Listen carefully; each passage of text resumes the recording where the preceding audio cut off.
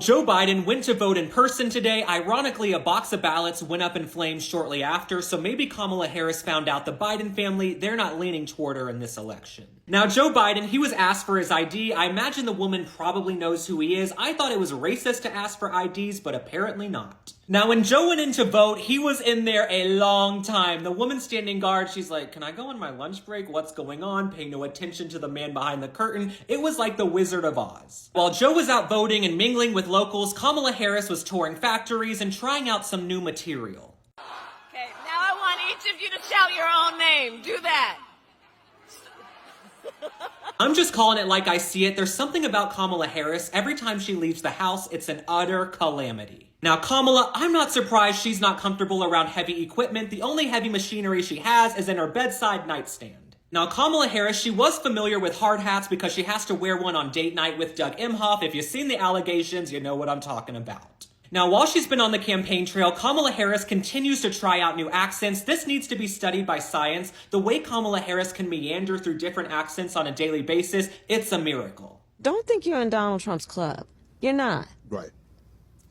He's not going to be thinking about you. You think he's having you over for dinner? When I hear anybody say Kamala Harris has no talent, she's not a talented politician, the woman is a chameleon. She can change her voice at the drop of a hat. One thing about Donald Trump, he is the same in every single environment. It doesn't matter what nationality he's in front of, but Kamala Harris, when she's in front of Latino Americans, she starts talking like she's in an episode of Breaking Bad. She's like, "I prosecuted the Sinaloa cartel, the Guadalajara cartel, and I've opened 3 Los Pollos Hermanos this week." The Sinaloa cartel, okay?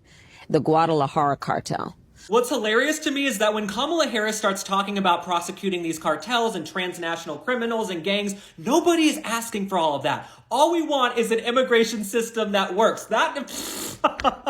A journalist will be like, "Kamala, why has immigration skyrocketed since you and Joe Biden came into office?" And she starts talking about all of this random nonsense. All we want is immigration reform, an immigration system that works. Kamala Harris is that one friend who goes to a Mexican restaurant and suddenly thinks they're fluent in Spanish. She's like, "Cilantro, margarita, Guadalajara, ma'am, please, all we want is you to do the bare minimum." And Kamala Harris, even though she spent many of her formative years in Montreal, sometimes she'll just pull out a Jamaican accent, man. Have you no empathy, man? Yes. You know, for the suffering of other people.